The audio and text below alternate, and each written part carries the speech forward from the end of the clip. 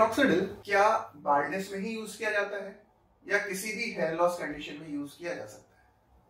Minoxidil, जैसा कि मैंने आपको बताया, एक हेयर स्टिमुलेंट है जो कि किसी अंडरलाइन कॉज को एड्रेस नहीं करता। यानी कि अगर आपको मेल पैटर्न बाल्डनेस है या फीमेल पैटर्न बाल्डनेस है या फिर एलोपेशिया एरियाटा है या फिर हेयर लॉस, किसी स्ट्रेस, अगर आप बहुत दिन तक बीमार है जिसको स्ट्रेस रिलेटेड कंडीशन बोलते हैं, उसमें प्रेगनेंसी के दौरान या तो बहुत लंबे समय से फीवर है, ये किसी भी कारण से अगर हेयर लॉस है तो मिनॉक्सिडिल उसमें इफेक्टिव है।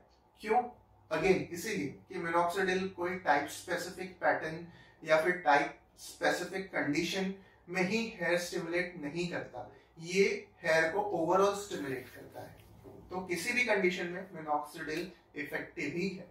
एक बहुत कॉमन सा क्वेश्चन जो लोग बार बार पूछते हैं कि डॉक्टर मिनॉक्सिडिल कितना परसेंट यूज किया जाए? जैसे जिसने भी ये यूज किया उसको पता होगा मिनॉक्सिडिल 2%, 5%, 7%, 10%, बहुत सारे फॉर्मुलेशन में ओवर द काउंटर अवेलेबल है। अब 5% यूज करना है, 2% यूज करना है, 7% यूज करना है या 10% यूज करना है? देखिए, लॉजिक सिंपल है। लॉजिक यही बोलता है कि आप जितना कॉन्सेंट्रेशन हाई करते जाएंगे इफेक्ट उतना ही ज्यादा आना चाहिए, और करेक्ट भी है। अगर आप 5% यूज कर रहे हैं और अगर कोई 10% यूज कर रहा है तो लॉजिक तो यही बोलता है कि जो 10% यूज कर रहा है उसमें इफेक्ट जल्दी और ज्यादा आना चाहिए। मैं आपको यहाँ पे थोड़े डाउट्स क्लियर करना चाहता हूँ। देखिए, मेडिसिन में एक ड्रग डोज कर्वेचर होता है, एक ग्राफिकल रिप्रेजेंटेशन होती है किसी भी मेडिसिन की। रिसर्च में ऐसा पाया गया है कि अगर 5% का एक फॉर्मुलेशन ले और 10% का एक फॉर्मुलेशन ले तो उसकी एफिकेसी यानी कि उस दवा की उपयोगिता दोनों की लगभग इक्वल होती है। तो इर्रिस्पेक्टिव आप 5% यूज कर रहे हैं या 10% यूज कर रहे हैं, हेयर ग्रोथ जितनी 5% से मिलनी है लगभग उतनी ही ग्रोथ 7 या 10% के फॉर्मुलेशन से भी मिलनी है। अब ये अलग अलग फॉर्मुलेशन मेल यानी पुरुषों में और फीमेल्स यानी स्त्री में सेम कॉन्सेंट्रेशन में यूज करना रहता है या अलग अलग? तो जनरली हम मेल्स यानी पुरुषों में 5% का फॉर्मुलेशन यूज करते हैं और फीमेल्स में 2% या फिर 5%। जैसे फीमेल्स में अगर 5% स्टार्ट किए तो कई बार ऐसा पाया गया है कुछ फीमेल्स में कि उनको फेशियल हेयर ग्रोथ भी दिखने लगता है, जो कि मेल्स में अगर दिखे तो वो नॉर्मल है क्योंकि हमें बियर्ड और मुस्टैच तो होती ही। तो अगर आपके किसी पेशेंट में या तो किसी भी और फीमेल्स में अगर 5% मिनॉक्सिडिल यूज करने के बाद फेशियल हेयर दिखता है तो उसका डोज कम करके यानी 2% से आप उसे कंटिन्यू कर सकते हैं। मिनॉक्सिडिल दिन में 1 बार लगाएं, दिन में 2 बार लगाएं या दिन में 3 बार लगाएं। ऐसे बहुत बार पेशेंट हमसे पूछते हैं डॉक्टर तो मिनॉक्सिडिल यूज कब करना है, कितनी बार करना है? देखिए, किसी भी दवा को लेने के पहले हमें ये समझना जरूरी है कि ये दवा का असर अपने बॉडी में कितने समय तक रहता है। मिनॉक्सिडिल ये जो ड्रग है ये अपनी बॉडी में 21 आवर्स यानी 21 घंटे तक रहता है। यानी कि इसका सीधा साधा हिसाब है कि मिनॉक्सिडिल आपको दिन में 1 बार यूज करना है। इसे बेटर वे में आप रात में सोते समय अपने स्कैल्प पे लगा लें।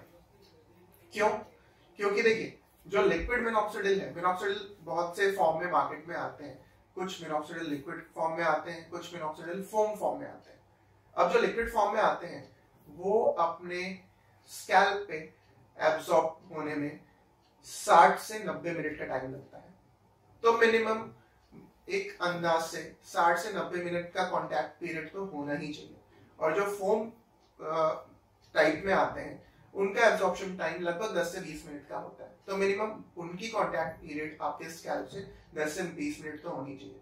यानी कि इस समय के दौरान वो आपके स्कैल्प पे होनी चाहिए और उसके बाद आप इसको वॉश कर सकते हैं।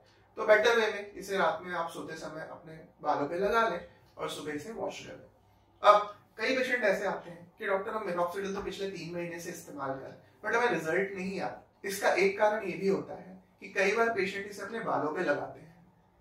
देखिए, बालों से एब्जॉर्प्शन मिनॉक्सिडिल का नहीं होता, मिनॉक्सिडिल का एब्जॉर्प्शन स्कैल्प से होता है। तो इसे आपको बालों में नहीं आपके स्कैल्प पे लगाना है।